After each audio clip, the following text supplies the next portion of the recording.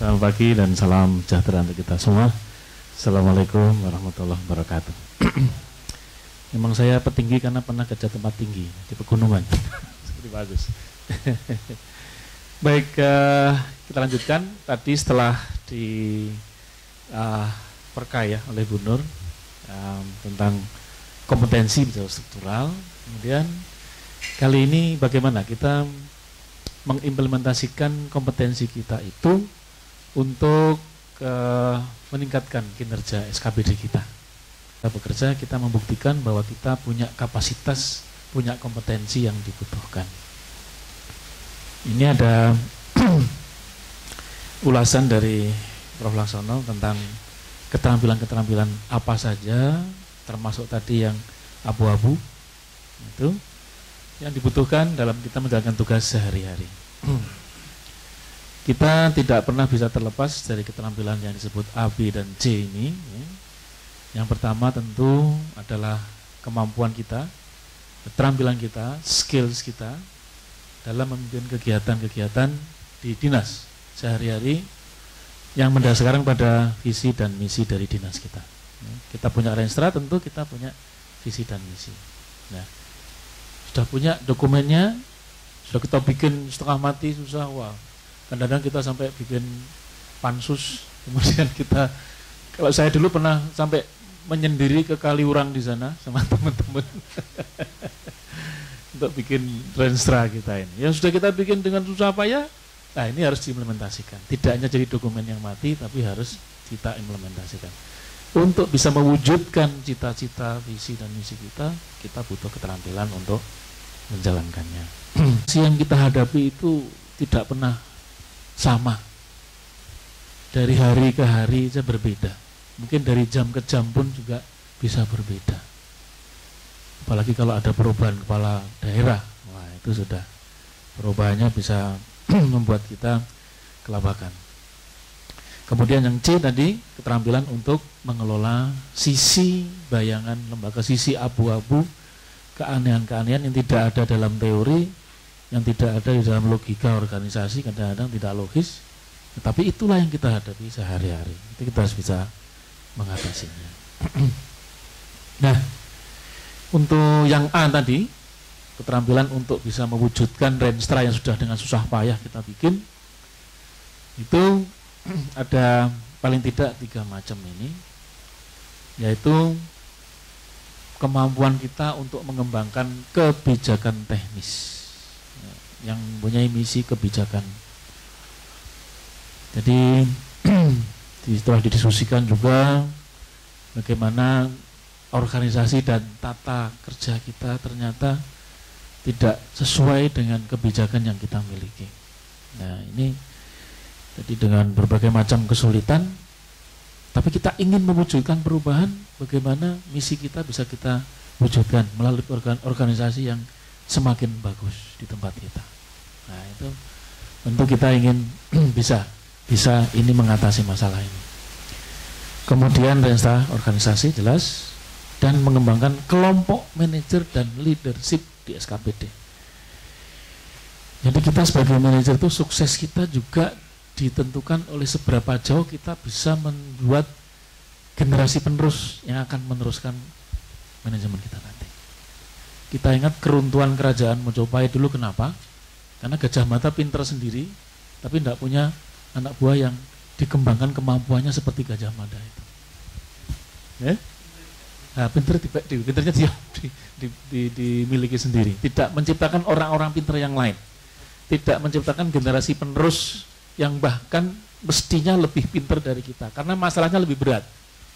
Ya, kalau ilmunya lebih rendah dari kita, makin lama makin bodoh generasi penerus kita. Tapi kita harus menciptakan generasi penerus yang lebih pintar dari kita, lebih kreatif, dan lebih mampu mengatasi problem-problem yang semakin lama semakin kompleks kita.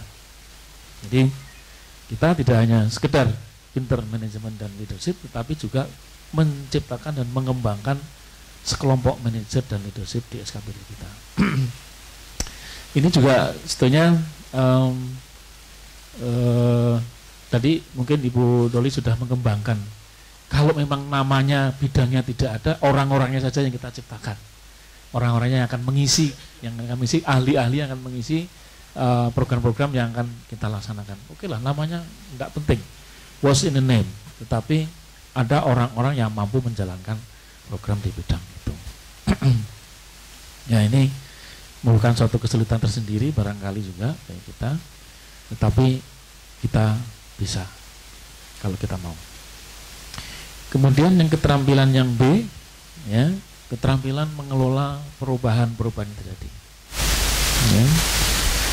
Yang pertama tentu kita ingin mengcompare masa lalu sebagai cermin, ya, tapi masa depan adalah cita-cita kita. Ya. Jadi masa depan milik kita, ya, masa lalu milik diri kita masing-masing. Masa lalu nggak akan bisa kita rubah, tetapi masa depan ini yang harus kita kembangkan. Ya. Harus lebih baik. Bahkan ini menjadi semacam apa ya? Bahasa Jawanya itu azimat kita atau senjata pamungkas kita sebetulnya. Kalau kita bisa mewujudkan prestasi-prestasi dinas. Siapapun yang akan menjadi pimpinan kita, kepala daerahnya ganti siapapun. Tapi kalau prestasi kita tetap ajak, kita punya prestasi-prestasi yang bisa dibanggakan oleh wilayah itu. Seberapapun nggak sukanya kepala daerah, tetap akan butuh kita. Itu bahasa Inggrisnya kalau nggak salah disebut dengan necessary evil. Biarpun evil, biarpun dibenci, biarpun dianggap setan, tapi necessary, dibutuhkan. Jadi buatlah diri kita itu dibutuhkan oleh kepala daerah karena kita mampu menciptakan prestasi yang mengharumkan nama daerah itu. Nah ini. Jadi keterampilan ini memang ya bagaimana kita bisa melakukan perubahan-perubahan yang membawa kemajuan. Ada indikator-indikator yang jelas di situ. Seperti Prof. Lasling mengatakan, kalau bikin perencanaan harus jelas. Harus menurunkan kematian dari berapa menjadi berapa, berani berapa. Harus jelas. Diberikan angka ini pada Pak Bupati, Pak Gubernur barangkali, atau Pak Wali Kota, saya berani sekian. Pak, tahun ini akan saya bikin, misalnya gizi buruk yang selalu menghantui kita, ini kita hilangkan. Saya punya strategi ini, agar supaya gizinya bisa turun. Karena kita punya ahli dan kita kembangkan di seksi masing-masing tadi, kita berani memberikan suatu jaminan mutu kepada Pak Kepala Daerah. Ya, jadilah kalau mau tidak disukai, oke, silakan. Tapi kita adalah necessary, orang yang dibutuhkan. Necessary evil. Biarpun kita setan gundul yang nggak disukai, tapi kita orang yang dibutuhkan oleh Bapak. Ya, karena kita punya prestasi. Ya.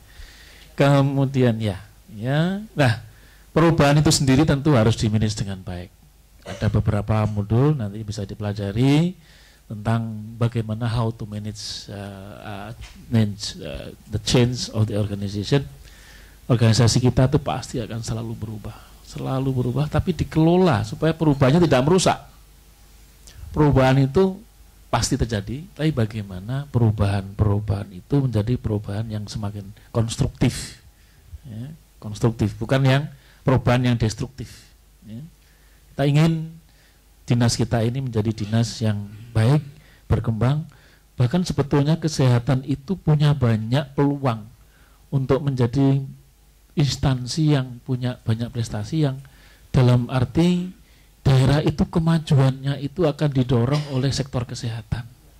Kalau kesehatannya maju itu yang lain-lainnya juga akan Pak Bupati kayak kesehatan itu loh. Nah, gitu.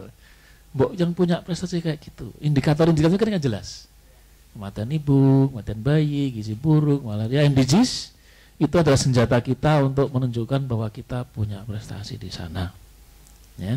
Jadi perubahan-perubahan yang menuju kemajuan kita MDGs sudah tercapai tahun ini. Tidak usah nunggu tahun 2015, 2014 saja sudah. Ya, begitu presiden ganti kita sudah punya pencapaian MDGs yang oke punya.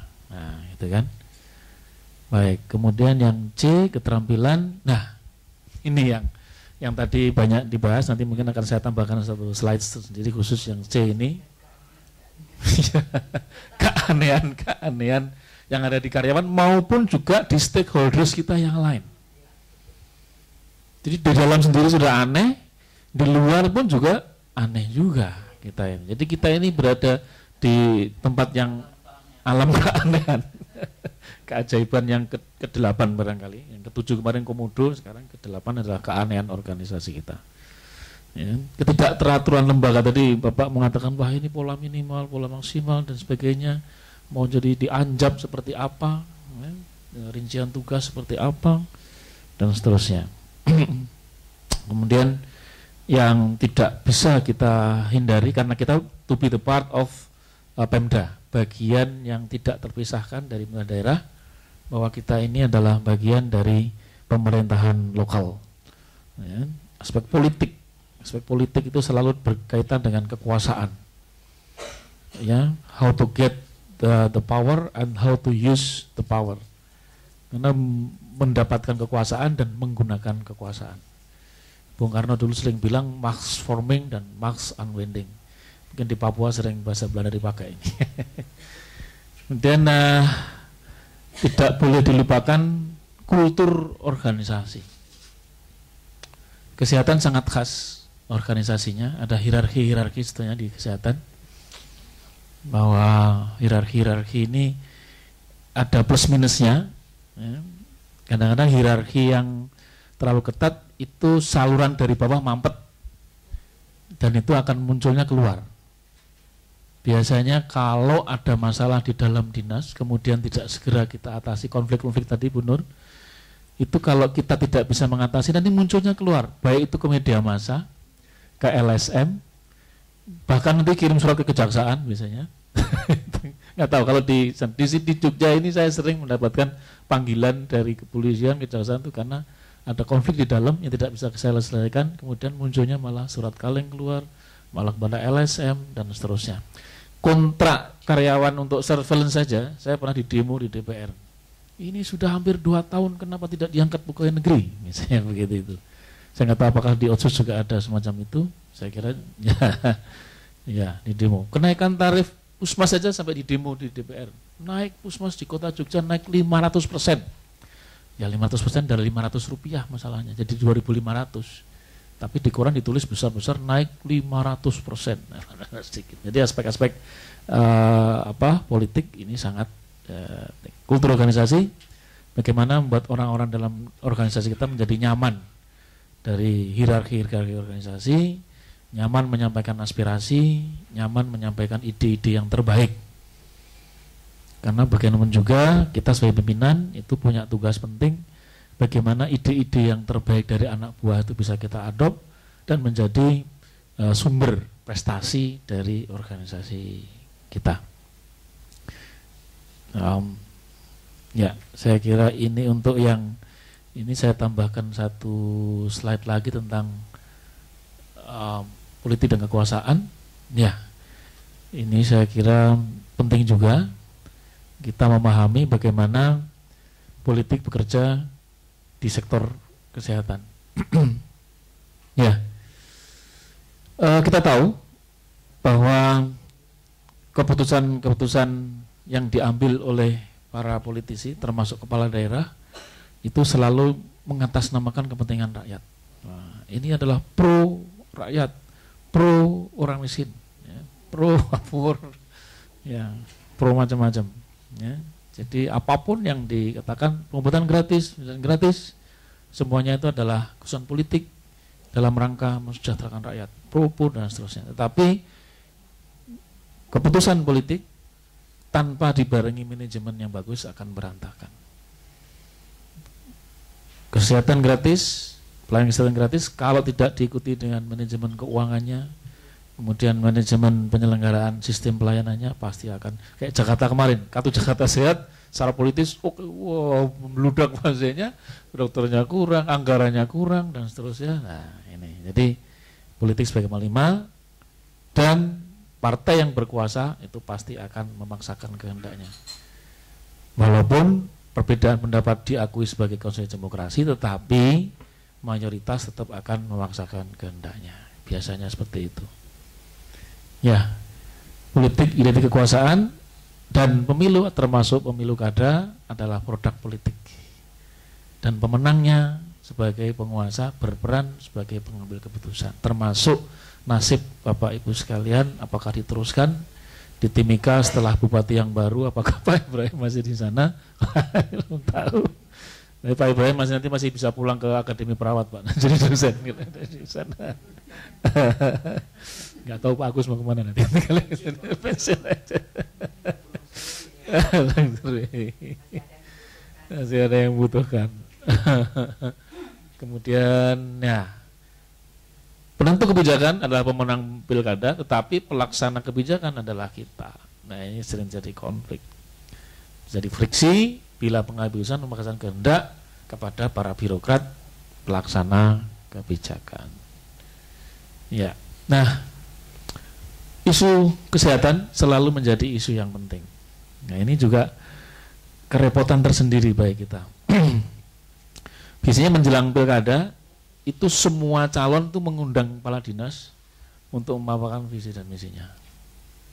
Ya, ada yang ngasih amplop tebel, ada yang tipis. Setelah kita paparan, kemudian pada saat kampanye dan selama masa pra pencoblosan, biasanya mereka juga mengadakan aksi-aksi ke lapangan. Ini terjadi tepatnya benar kemarin pada saat pilkada bupati. Ini ada instruksi dari incumbent untuk seluruh jajaran kesehatan itu selalu mengikuti kampanye dari incumbent. Kemudian ada yang taat dengan instruksi ini, ada yang merasa ini, wah ini kita harus netral, nggak boleh. Ternyata yang kemudian jadi lagi. Begitu jadi lagi, yang tidak mau ikut kampanye tadi dipecatin semua di Bantul. Namanya benar. Nggak loyal badan kampanye jadi. Ini repot. Pak Dinas itu kalau salah ikutin yang calon menang, dikira calon menang ternyata kalah. Dikira kalah ternyata menang. Di Gunung Kidul itu teman kami ngikutin yang dikiranya menang gitu. Ternyata kalah. Sempat dipecat jadi staf ahli, kemudian pernah jadi inspektorat, sekarang kembali jadi kepala dinas lagi. Itu. Tapi memang dia punya prestasi, artinya dia itu tadi necessary evil. Walaupun dibenci tapi dibutuhkan. Necessary evil.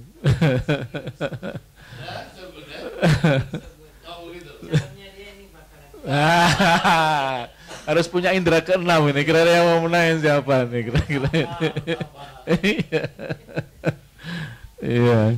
Jadi kita sering jadi sasaran program pada saat pilkada atau yang lain, misalnya ya mas gratis, peningkatan sarana prasarana, janji-janjinya selalu begini. Nanti akan di setiap RT ada pustu, gitu, ada yang agak lebay. Jadi di kota pun pernah ada anggota DPR yang bilang sama saya waktu dari Kepala Dinas, Pak, kenapa enggak pustu itu ada di setiap RT begitu? Jadi siapa yang mau jadi di sana? Ya, itu puskesmas dibuka 24 jam semua Pak. Ya ini saya buka aja, nggak ada orangnya. Gitu. Ya, apa yang melayani semuanya? Jadi harus ada efektivitas dan efisiensi dalam pelayanan kesehatan. Nggak bisa kita asal kuantitatif begitu, tapi kualitas juga harus kita pikirkan. Ya, nah sekarang posisinya bagaimana kita? Karena kita sebetulnya punya keistimewaan dibandingkan sektor yang lain. Di daerah apapun, daerah industri, daerah pertanian dan sebagainya, selalu kesehatan ya, di samping yang kemudian ada program prioritas. Mari program kesehatan ini kita masukkan betul-betul dalam RPJM, bukan RPJMD ya, kalau nasional RPJM, kalau ini RPJMD. Ya, jadi itu daerah kita punya peluang di RPJMD. Jadi dalam diskusi RPJMD, mohon teman-teman tadi di bidang atau seksi perencanaan tadi, atau calonnya bidang barangkali perencanaan, itu membuat perencanaan yang baik mengisi RPJMD bidang kesehatan. Saya pernah mencoba di saya nggak tahu di Papua seperti apa. Kalau di kota Jogja itu setiap tahun pemerintahan wali kota itu punya tema pembangunan pariwisata, ekonomi, pendidikan dan sebagainya. Masukkanlah tema pembangunan kesehatan di dalam RPJMD. entah di tahun keberapa. Kalau sudah masuk tema pembangunan dalam RPJMD itu nanti akan anggaran muncul, segala macam muncul, SDM dan seterusnya akan muncul. Jadi tolong tema kesehatan masukkan dalam rencana pembangunan jangka menengah 5 tahun daerah. Kemudian di breakdown dalam visi misi dalam Nurenstra, dan oleh karena itu karena kita sudah masuk RPJMD program prioritas, mestinya penganggaran itu akan mendapatkan dukungan dari teman-teman legislatif maupun juga dari tim TAPD, tim anggaran pemerintah daerah. Nah, ini kita berjuangnya di dua sisi ini, bagaimana kita di TAPD diadop maupun disupport oleh legislatif. Nah, saya tidak tahu, tapi mungkin di Papua tidak, tapi di Jawa ini sektor kesehatan termasuk rumah sakit ini masih menjadi penyumbang PAD. Ya, mungkin di daerah DIY ini kan daerahnya miskin, tapi pendapatan yang paling besar memang dari rumah sakit. Tim Bantu sekarang sudah hampir 40 miliar barangkali per tahun itu. Oh lebih ya, 60. Oh 70, gile banget. Yang 40 Kota Madya, Kota Jogja aja kalah dengan temannya Bunur. Pendapatan RSUD per tahun. Ya. Itu tempatnya Bunur ini. Nanti kiat-kiat itu BLUD, sudah jadi BLUD.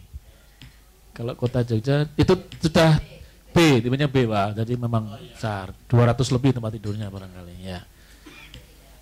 Ini 300. Ya, di kota baru 200, itu kota itu baru 40 miliar. Ya. Kemudian nah, kita juga necessary-nya di sini, Pak. Bahwa program kesehatan yang menyangkut hajat hidup orang banyak itu akan mampu mendongkrak popularitas dan elektabilitas incumbent biasanya. Jadi necessary-nya di sini. Kita punya senjata bahwa kita itu mau tidak mau pasti dibutuhkan oleh Pak Bupati karena kita adalah pencipta atau menerapkan program-program yang menyangkut hajat hidup orang banyak. Pasti dibutuhkan. Kesehatan tidak mungkin akan diabaikan. Ya. Kemudian pencapaian ini misalnya AKI, AKB, pokoknya MDGs lah, MDGs semua. MDGs itu senjata kita untuk menjadi tolak ukur besar pemerintah. Nah, tenaga kesehatan tadi memang menjadi tenaga handal dalam pendulangan suara pada pemilu termasuk 2014 nanti mestinya. Nah, kemudian bagaimana kita memanfaatkan politik dan kekuasaan itu, bahwa kita tentu ya punya channel yang ya bagaimana juga kita harus dekat dengan legislatif. Walaupun kita bukan simpatisan salah satu partai, tapi kita harus bisa membuat legislatif itu menengok pada kita. Dan saya yakin teman-teman pada waktu mau kampanye, semua parpol pasti membutuhkan kita. Biasanya ada senternya siapa gitu, nama-nama calon itu dipanggil senter, ini nggak apa-apa, kita kasih data-data yang bahwa kesehatan itu penting dan genting, tidak hanya penting tapi genting. Kalau tidak dicukupi pasti akan terjadi outbreak seperti apa, kenapa Yakuhimo terjadi bahaya kelaparan dan sebagainya. Kesehatan barangkali karena perhatian ya politis supaya dapat bantuan, padahal yang penting nggak sebanyak itu, dan itu kumulatif angka sekian tahun. Satu tahun dikumulatif biasanya, tapi dianggap dalam 1 bulan atau 1 minggu gitu. Nah, data mundur itu masuk dalam kategori how to lie with statistik. Bagaimana berbohong dengan statistik. Itu.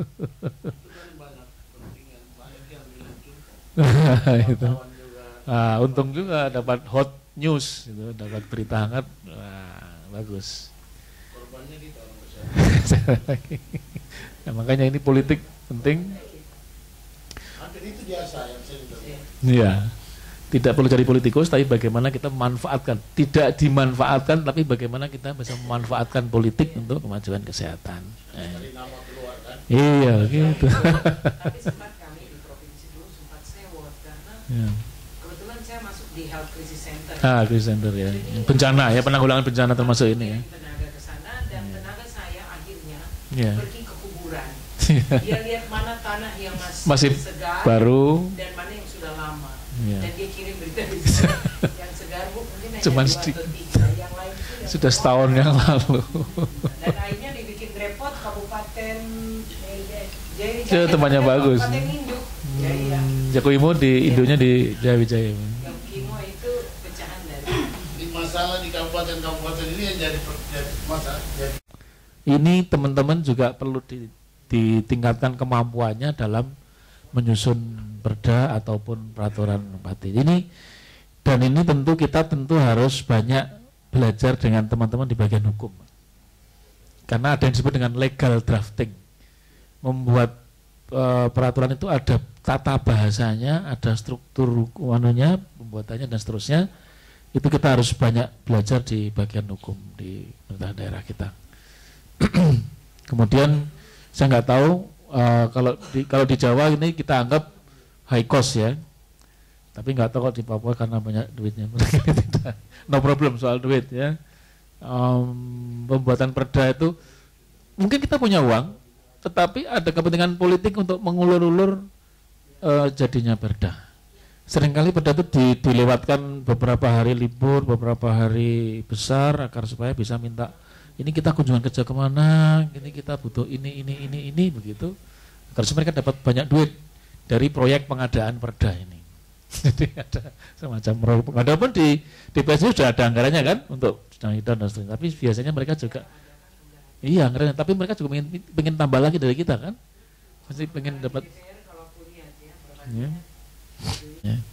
Pohonnya makin tinggi akan makin banyak terpaan angin dan badainya. Ya.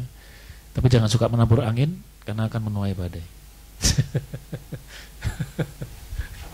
Jangan suka menabur angin karena akan menuai badai.